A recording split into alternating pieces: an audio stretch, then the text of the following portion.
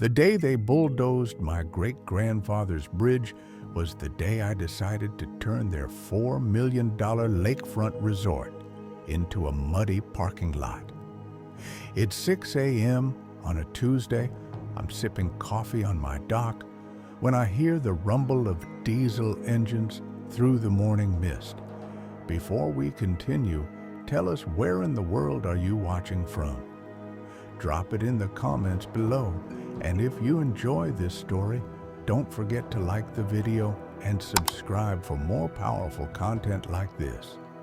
I see a bulldozer rolling toward the stone bridge my great-grandfather built with his own hands in 1923, the same bridge that connected our community for 100 years. The bridge that some power-hungry HOA president decided was an eyesore. But here's what Brenda Davenport and her fancy HOA board didn't know about water rights. My great-grandfather didn't just build that bridge, he controlled the dam.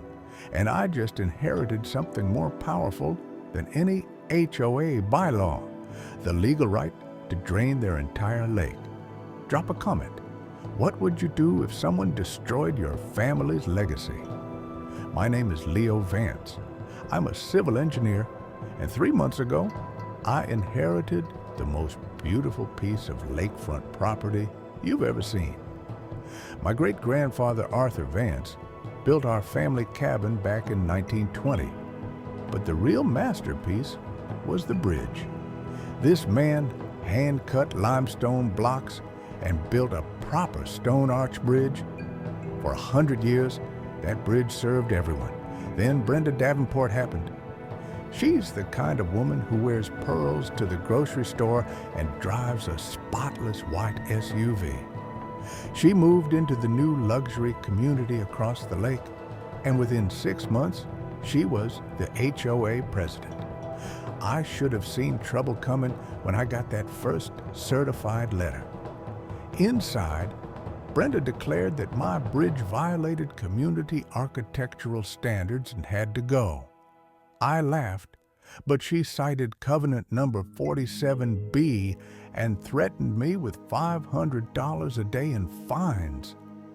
That's when I started digging through boxes in my grandfather's attic.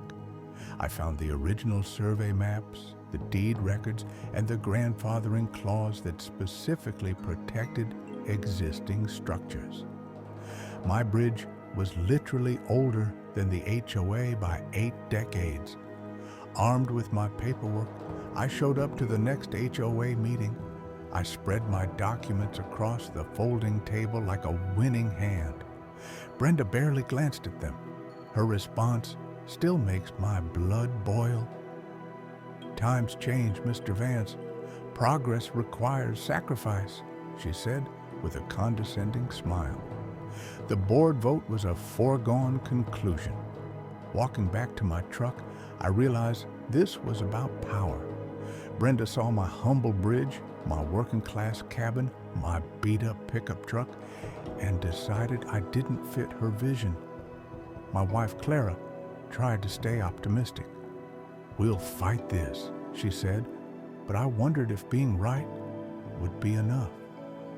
What I didn't know yet was that Brenda had picked a fight with the wrong engineer. 3 days after that meeting, I spot 2 guys in matching polo shirts near my property line, security guards. The older one pulled out a clipboard. "HOA Compliance Patrol, sir. We're documenting violations." He cited me for grass exceeding 3 inches, my dock needing paint, and my shed needing a pressure wash. Over the next 2 weeks, they wrote me up for everything. By week 3, I was staring at $1,200 in fines. That's when I did what any good engineer does. I investigated the system. Turns out Brenda's husband, Greg, owns Davenport Security Solutions. The HOA was paying her husband's company $3,000 a month to harass homeowners. I spent an evening on the state contractor licensing website and discovered Greg's security license had expired 6 months ago. Here's a knowledge nugget for you.